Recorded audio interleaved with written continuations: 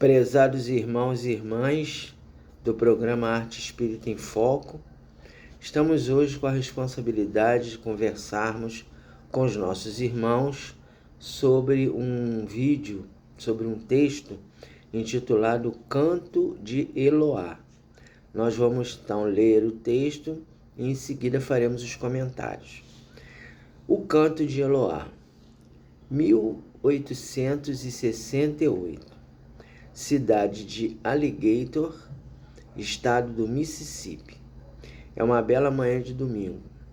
No paiol do Dr. White Rivers, reúne-se os homens notáveis, cidadãos respeitáveis da comunidade. Dr. White é médico ginecologista, realiza cirurgias complexas. Contudo, antes de penetrar o bisturi no corpo de clientes brancas, ele utiliza mulheres negras como cobaias. Recolhe mulheres negras capturadas em seu grupo. Mulheres negras capturadas em seu quarto de pesquisas. Amordaça-as, prende-as no leito e, a sangue frio, realiza intervenções cirúrgicas experimentais. Ao terminar suas experiências com cobaias negras, utiliza suas habilidades médicas em mulheres brancas. Claro que com brancas os cuidados são redobrados. Um lençol nupcial oculta-lhes a nudez. Os maridos sempre acompanham os procedimentos. As pacientes ingerem altas doses de uísque ou vodka, ficam entorpecidas para amenizarem as dores. São dopadas com bebida antes de qualquer toque. Na hora das intervenções, os cônjuges seguram o tronco das esposas. Eles controlam os membros superiores. Os membros inferiores são amarrados à cama. Por isso, nesta manhã, Dr. White tem propostas diferentes para seus conterrâneos.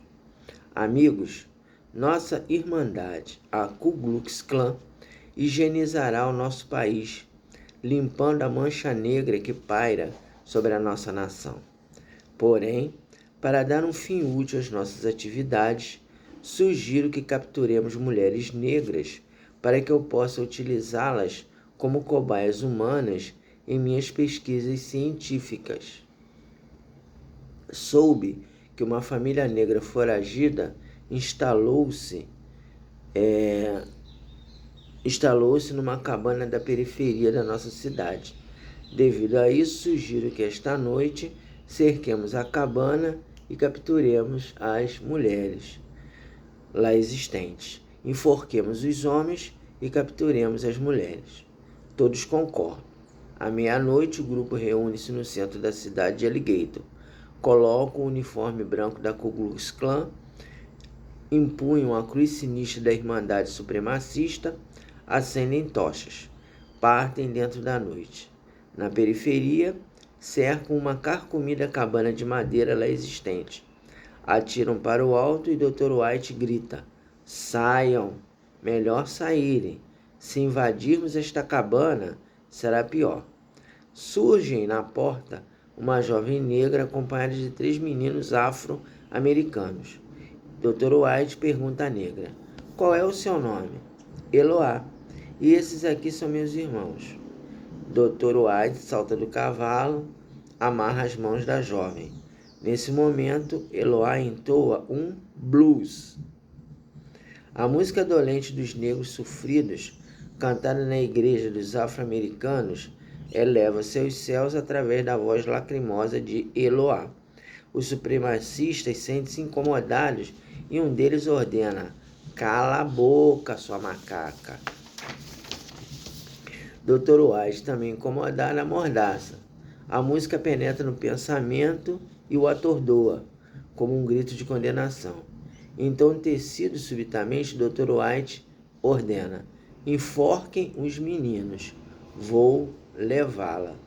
Na casa do Dr. White, coloca-a na cela, a conduz para um quarto de pesquisa. O médico mora numa ampla casa situada nas planícies de Alligator. Ao chegarem, ele observa o corpo de Eloá. Ela é uma atraente mulher. Dr. White conduz a moça até o seu laboratório de pesquisas. Antes de iniciar as suas experiências, pretende violentá-la, usufruir da lindeza daquele corpo. Dentro do laboratório, atira no leito, rasga suas vestes e a desnuda. O luar ilumina a plástica exuberante de Eloá. Quando ele vai executar os atos nefandos, a moça começa a cantar o seu belíssimo blues. Com o rosto lavado de lágrimas e uma voz segura, seu canto é um louvor, no qual ela pede a Deus que perdoe todos aqueles que a prejudicam. Novamente atordoado por aquele canto, semelhante a um grito de condenação, Dr. White a amordaça, amarra suas mãos na cabeceira. Contudo, quando vai concretizar os seus atos tenebrosos, uma súbita impotência o impede. Ele sua, esforça-se, geme, resfolega. Nada. Simplesmente não consegue. O canto de Eloá ressoa na acústica da sua alma, paralisando seus desejos desesperados. Ele abandona o laboratório, a deixa amordaçada e com as mãos contidas. Para saciar os seus desejos, vai até o bordel da Rose, que fica situado no centro de Alligator. Lá contrata Mary Trevor, prostituta que geralmente dorme com ele. A impotência desaparece diante de Mary. De olhos fechados, ele revê o corpo maravilhoso de Eloá. É tão audaz que Mary estranha tanto ardor. Tarde da noite, embriagado, volta para casa. Desamarra Eloá, tira-lhe a mordaça e diz: "Vá lá para dentro, mulher. Tu sabes cozinhar?" Com os braços doloridos e pernas dormentes, Eloá responde: "Sei, sim, senhor. Pois a partir de hoje tu serás minha cozinheira e arrumarás minha casa. Vá." Ela dirige-se à casa grande do Dr. White. Priorizando suas pesquisas, afirmava-se solteirão empedernido. Com a chegada de Eloá, por incrível que pareça, mudou de ideia. Surge um desejo de alguém para aquecer o seu leito solitário.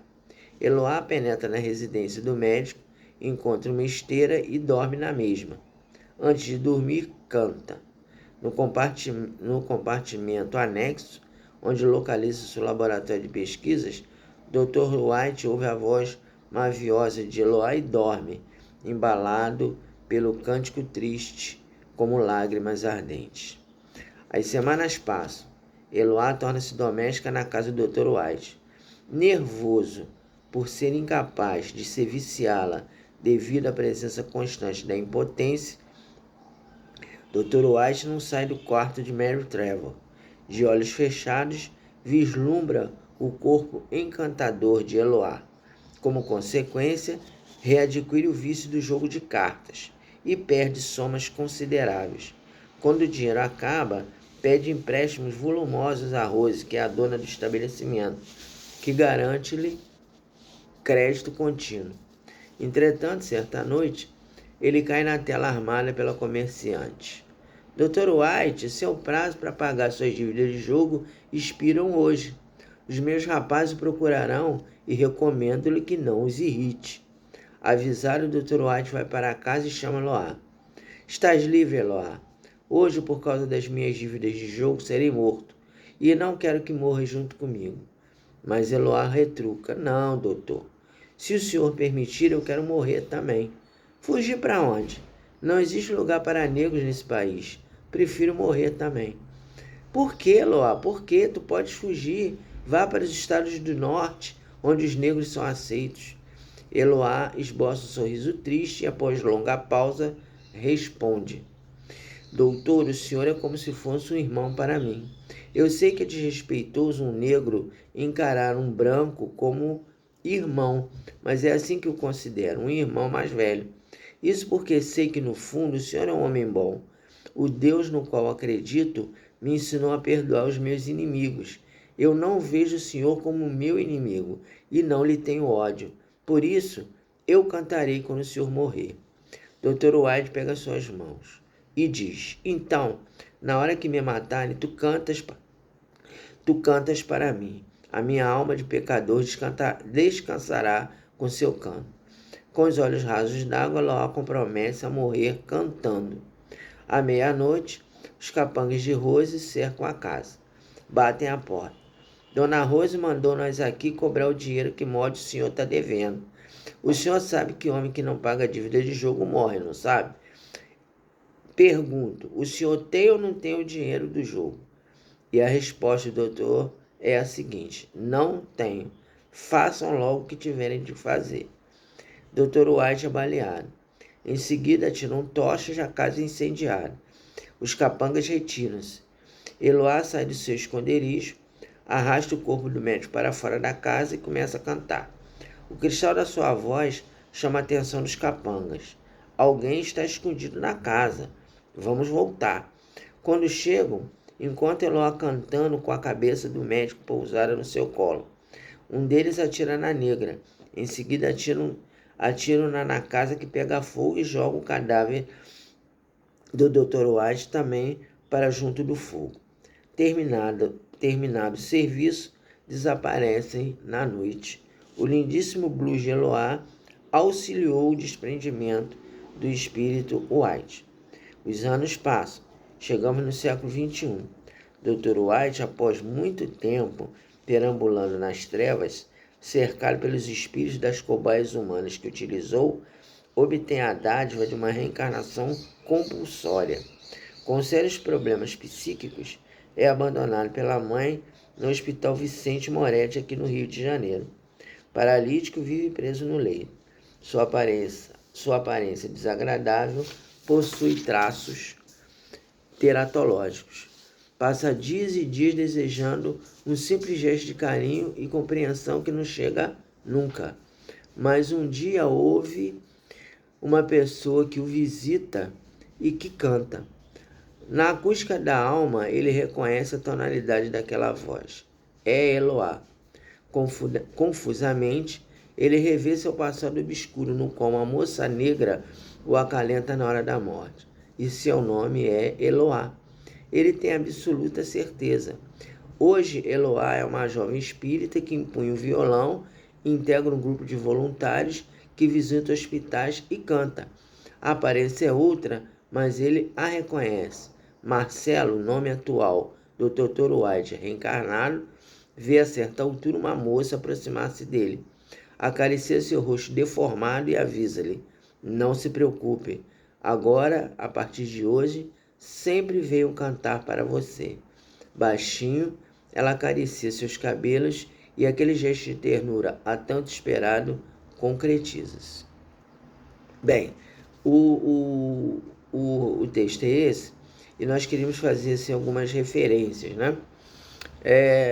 Em relação primeiro a uma cantora, eu recomendaria que vocês procurassem conhecer uma cantora chamada Billie Holiday.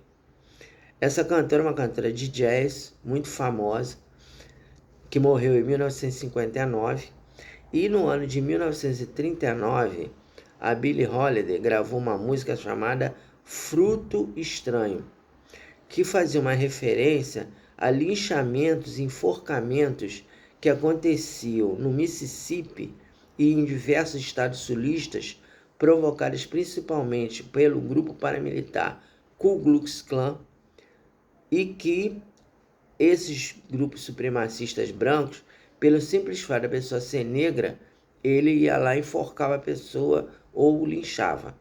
Então isso acontecia lá nesse período, né? Até a década de 60 acontecia isso. Nos Estados Unidos, no sul principalmente. O norte é um pouquinho melhor, né? O estado do norte é um pouquinho melhor, já não acontecia, mas lá no sul acontecia. Bem,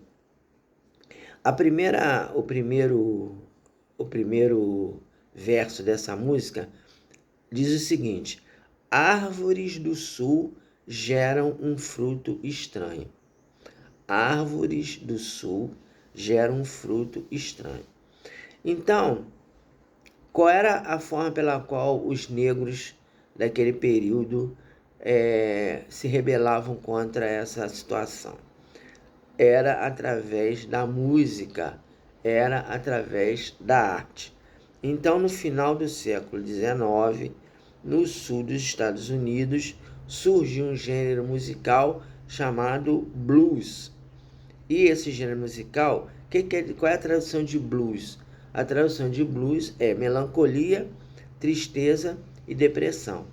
O blues expressa a dor e o sofrimento do negro que era perseguido nos Estados Unidos através de linchamentos, de enforcamentos pela Ku Klux Klan e por outros grupos de supremacistas brancos, né? E essa situação se manteve presente até a década de 60, quando surgiu uma liderança fundamental para libertação ou para mudança desse paradigma, que era um companheiro chamado Martin Luther King. Martin Luther King foi um pastor protestante que criou a luta pelos direitos civis.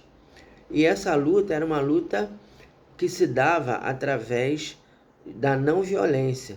Então, o Martin Luther King fazia passeatas, organizava manifestações pacíficas para conscientizar a sociedade norte-americana do erro pela qual cometiam. O Martin Luther King foi assassinado